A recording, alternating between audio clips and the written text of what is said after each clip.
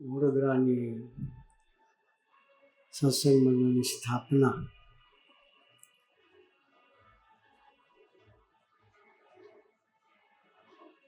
સ્વામીજીએ 1968 કરેલી.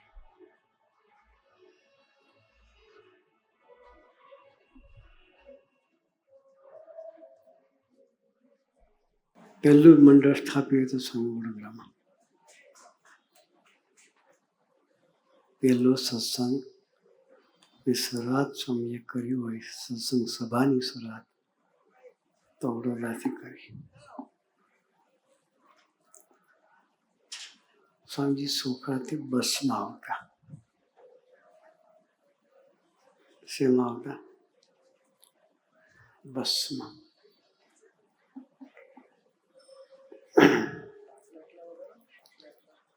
એક તો એ બીમાર ધરતી પર હતા. સ્વામીજી ગાડી નહોતી લીધી, બસમાં આવે. એ વખતે વડોદરા હરિભક્તો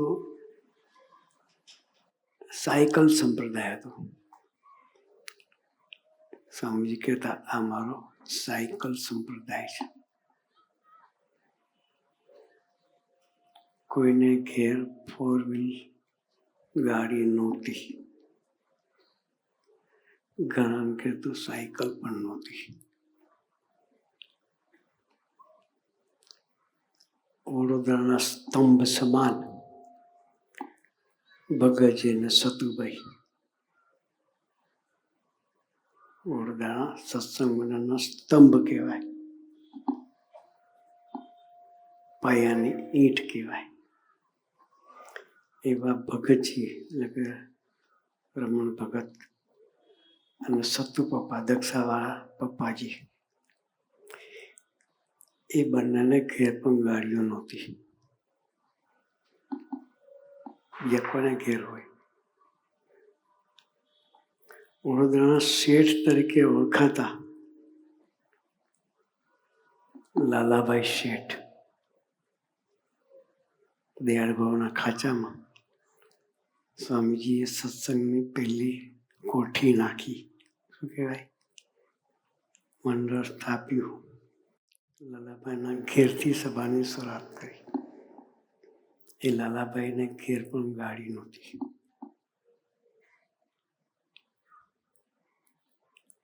બધા સાયકલ સંપ્રદાય હતા. પણ સ્વામીજી કે ગુરુપ્રસાદ સ્વામી કહ્યું કે સ્વામી સાથેની પ્રીતિ એવી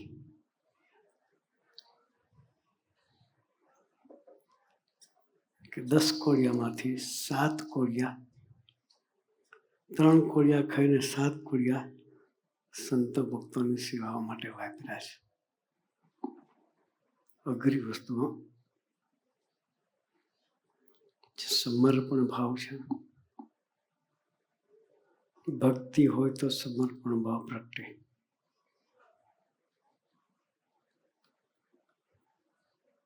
મહિમા હોય તો સમર્પિત થવાનો સંકલ્પ ઉઠે.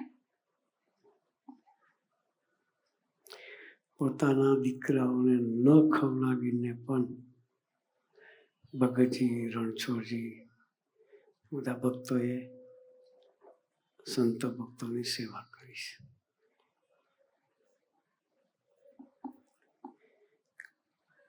બે 2019 કોરોના ચાલતું હતું. સ્વામીજીએ વડોદરાના ભક્તોને બોલાવ્યા. ગાર્ડનમાં ખુલ્લામાં સભા રાખી.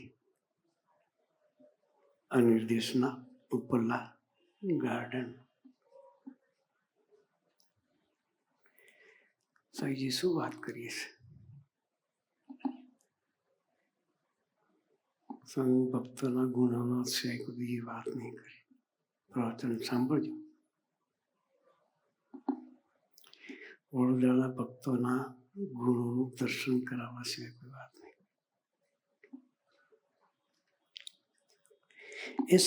એ સાયકલ સંપ્રદાય. કોઈને ધંધા નહોતા એવા.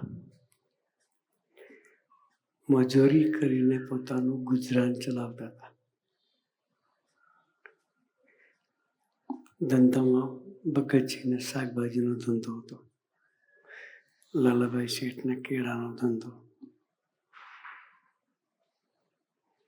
રણછોડજીને શાકભાજીનો ધંધો, બાકી બધા મજૂરી કરનારા. શાકભાજીમાં શું મળે? ધંધામાં મળે શું?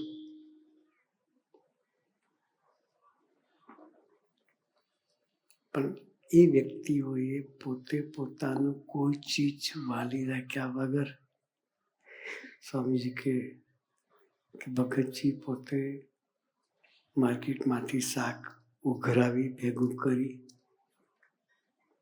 અને ટોપલો લઈને બસમાં સોખડાવતા. શેમાં? જાતે ઉચકી નાખતા. વર્ષો સુધી શાકભાજીની સેવા ભગતજીએ કરી.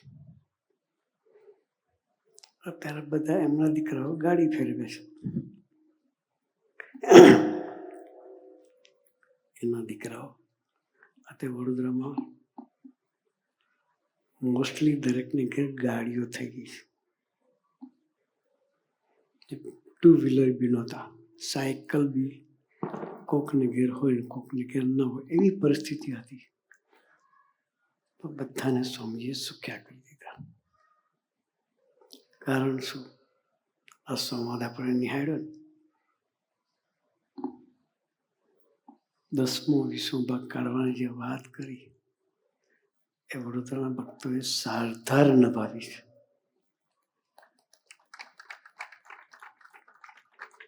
પોતાનું કોઈ ચીજ વાલી રાખી નથી.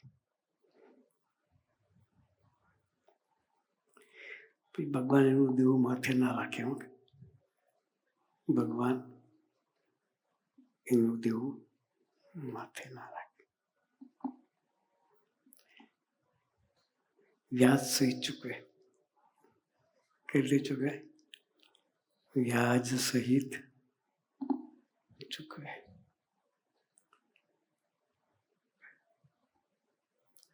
આપણે એવો સત્સંગ કરવો છે. મન બુદ્ધિના સમર્પણની વાત કરી. ભગવાનના મહિમાની વાત કરી. મહિમામાં ડૂબવું છે. ભેગા રહીને મહિમા સમજવો એ 5મી ઘાટી છે. કેટલામી ઘાટી? 5મી ઘાટી છે. ન સમજાયો? હું તમારા મહિમા સમજી ગયો, કારણ કે દૂર છે એટલા. કહેવત છે, ડુંગર દૂરથી રળિયામણા. ડુંગર દૂરથી રળિયામણા. ડુંગર ઉપર જઈએ ને તો આપણને કંટાળો આવે. પગમાં પથરા વાગે ને, કાંટાને ઝાડખા વાગે પગમાં, ત્યારે ડુંગરમાં તો નફરત થઈ જાય. શું થાય? ફોટોગ્રાફીમાં સારું લાગે. એમ જ્યારે ભેગા રહી ને તો સ્વભાવ ઘસાય.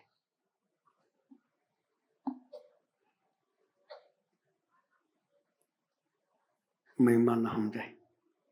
એ ભેગા રહી મહિમા સમય 5મી ઘાટી છે. વડોદરા મંડળની સ્થાપના હોળીના દિવસે થઈ હતી, 55 વર્ષ પહેલા. કેટલા વર્ષ પહેલા? 55 વર્ષ પહેલા હોળીના દિવસે વડોદરા મંડળની સ્થાપના થઈ.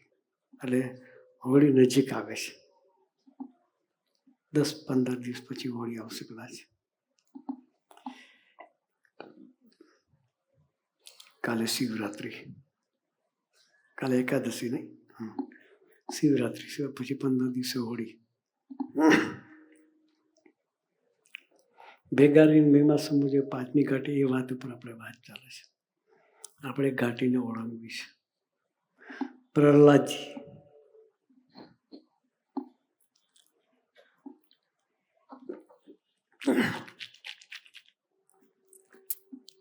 હોળીના દિવસે યાદ કરવા પડે. નામ સાંભળ્યું છે પ્રહલાદજી કોણ? એ ભગવાનનું ભજન કરતા હતા.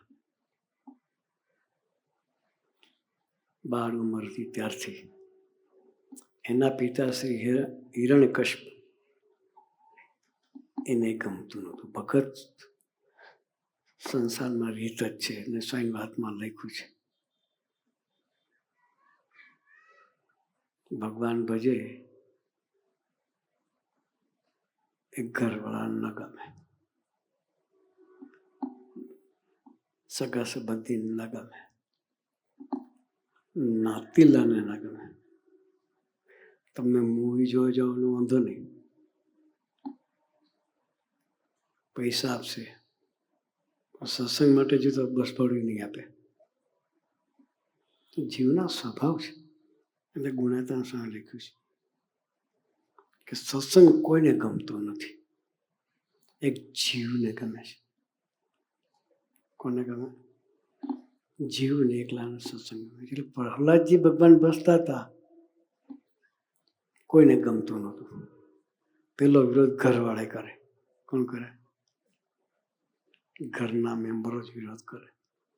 એટલે હિરણ્યકશ્યપ એનો વિરોધ કરતા હતા કે તો નારાયણ નારાયણ બોલે છે, બંધ કર કે. શું કે?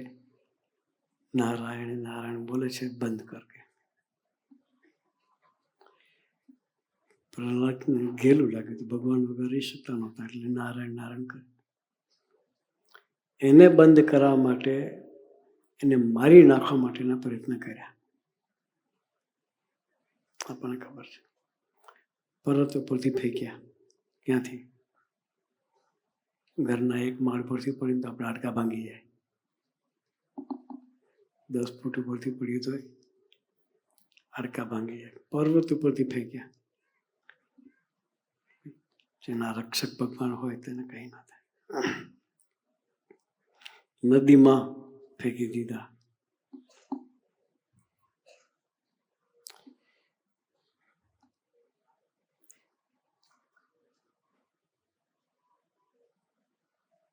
પ્રહલાદને મારી નાખવા માટે એમના બેન હતા, હિરણ્યકશ્યપના, પ્રહલાદના ફોઈ. એનું નામ હતું હોલિકા.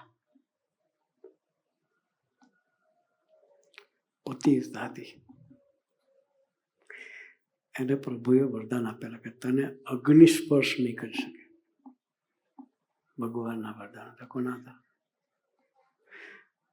હિરણ્યકશ્યપ હતા, એને ભગવાનના આશીર્વાદ હતા. એને ભગવાન પાસે માગેલું કે મને કોઈ મારી ના શકે. હું દિવસે ન મરું, રાતે ન મરું. હિરણ્યકશ્યપે ભગવાન પાસે માગેલું, હું દિવસે ન મરું કે રાતે ન મરું. પતી ગયું. કોઈ માણસ મરે કે આ દિવસ કે રાત હોય. માણસથી ન મરું, કોઈ પશુથી ન મરું, કોઈ હથિયારથી ન મરું. એ બધા આશીર્વાદ ભગવાન પાસે લીધેલા હિરણ્યકશ્યપ. પણ એ હથિયાર ક્યાં ફેલ જાય છે? ભગવાનને આપેલા આશીર્વાદ પણ ફેલ જાય. એના ભગતનો દ્રોહ થાય ત્યાં. ક્યાં? ભગતનો દ્રોહ થાય ત્યાં એમના ભગવાનના આપેલા આશીર્વાદ પણ જતા. એ જ રીતે હોલિકા એ હિરણ્યકશ્યપના બેન હતા, એને વરદાન આપ્યું તને અગ્નિ સ્પર્શ નહીં કરી શકે. પણ પ્રહલાદ ભગવાનનું ભજન કરે એ હિરણ્યકશ્યપને ગમતું નહોતું. એટલે એણે એના બેન એને કહ્યું કે તને તો પ્રભુનું વરદાન છે, તને અગ્નિ સ્પર્શ કરી શકે એમ નથી. તું પ્રહલાદના ખોળામાં લઈને બેસી જા, હોળી કરી અને એમાં પ્રહલાદ મરી જશે, તને કશું થવાનું નહીં. બેન પ્રહલાદને ખોળામાં લઈને ચિત્તામાં બેસી જાય છે. એ આપણે હોળીઓ જોઈએ છે ને, આવશે પોળે આપણે હોળી હળગાવીએ છીએ. હોળી શું છે આપણને ખબર નથી. હોળીનું રહસ્ય શું છે કોઈને ખબર નથી. વડોદરાની પોળે થાય હોળી, એ નહીં થતી. હોળી ઉજવતા પહેલાનું રહસ્ય આપણે સમજી લેવું પડે. એટલા રહસ્યની વાત કરું કે હોળિકા ખોળામાં લઈને બેસી ગયા પ્રહલાદને, ચિતાને સળગાવી. પ્રહલાદ તો ભગવાનનું ભજન કરતા હતા, નારાયણ નારાયણ નારાયણ નારાયણ. હોળિકા સળગી ગયા. કોણ? ભાઈ હોલિકા સળગી ગઈ, પ્રહલાદ બચી ગયા. વરદાન ક્યાં ગયું? અને વરદાન ક્યાં ગયું? તે ભગતનો દ્રોહ કર્યો એટલે બળી ગયા. આ છેલ્લો ઉપાય તો છતાંય પ્રહલાદની રક્ષા થઈ ગઈ. પછી હિરણ્યકશ્યપુને વિચાર આવે છે કે આ એનો ભગવાન ભજન કર છે. કહું તારો ભગવાન સાચો હોય તો તારી રક્ષા કરે. હું જોઉં છું હવે કે લોખંડનો થાંભલો બનાવ્યો. એ થાંભલાને ગરમ કરીને લાલ ચોળ કર્યો. હવે એને કઈક તો આને બેટ કર્યું. શું થાય? થાંભલાને બેટવાનું થાય તો ચપ્પુ ગરમ કરીને પકડજો, ખબર પડશે. ગેસ ઉપર ચપ્પુ ગરમ કરવાનું, આપણે આખા નહીં બેટવાનું, ખાલી ચપ્પુ ગરમ કરીને પકડજો. શું થાય? બેટવાનું હતું થાંભલાને.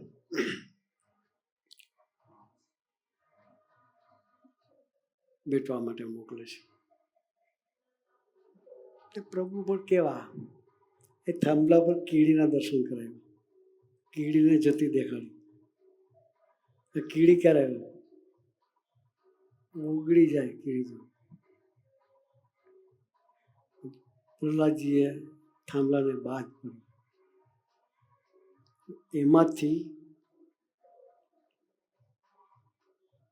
ભગવાન પ્રગટ્યા નરસિંહ સ્વરૂપે. ક્યાં સ્વરૂપે? નરસિંહ સ્વરૂપે. પ્રહલાદની રક્ષા કરવા માટે. હિરણ્યકશ્યપુનો કાળ આવી ગયો. એને વરદાન હતું કે દિવસે ન મરું, રાતે ન મરું, ઘરમાં ન મરું, બહાર ન મરું. ઘરમાં ન મરું કે બહાર ન મરું, માણસ ના મારે કે કોઈ પશુ ન મને મારે. વરદાન બી ભગવાને રાખવા પડે. સંધ્યા સમય પસંદ કર્યો. દિવસ બી ના કહેવાય, રાત બી ના કહેવાય. કયો સમય? થાંભલામાંથી પ્રગટ્યા સંધ્યા સમય.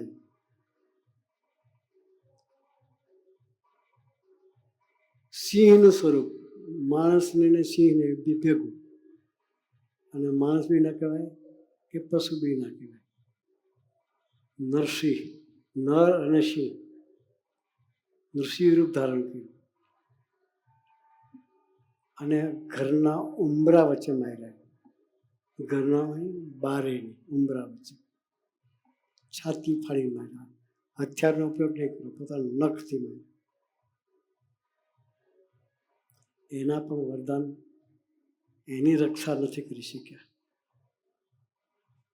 કારણ ભગવાનના ભક્તનો દ્રોહ.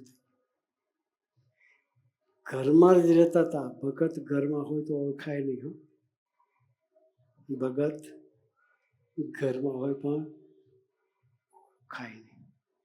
ભગતને ઓળખવા પડે. એ ભગતનો દ્રોહ ન થાય એ આપણે શીખવાનું છે. એટલે કહ્યું છે કે ભેગા રહીને મહેમા સમયે પાંચમી ગાંઠી છે. ઘરમાં હતા પણ પ્રહલાદનો મહિમા સમજી શક્યા. તો આજે સરસનો દિવસ છે. હોળિકા નિમિત્તે આપણે ભેગા થયા છીએ. આપણે પણ સંકલ્પ કરીએ બસ કે અમારે સંબંધ બાંધવો છે. તારા ભક્તો એ પણ દિવ્ય, તું પણ દિવ્ય. હવે એક મહિમાથી સંબંધ કરવો છે. આપણે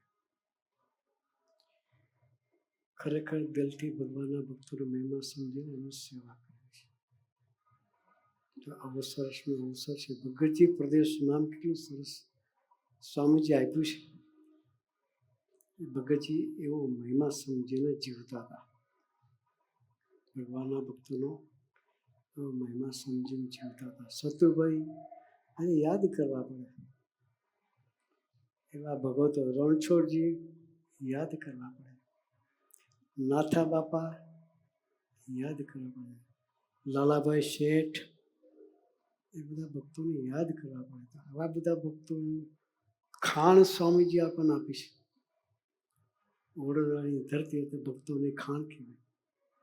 એ ભક્તો વચ્ચે રહેવા મળ્યું છે. તો એવા આદર્શ ભક્તોને આદર્શ માની એમના તરફ નજર રાખી અને આપણી પણ યાત્રા સ્વામીજી તરફ નિરંતર વધારતા રહીએ. એ વધારવા માટે ગુરુ આપણને સૌને ખૂબ ખૂબ ખૂબ બળબુદ્ધિની શક્તિ આપે. એ જ પ્રાર્થના સહજાનંદ સ્વામી મહારાજની.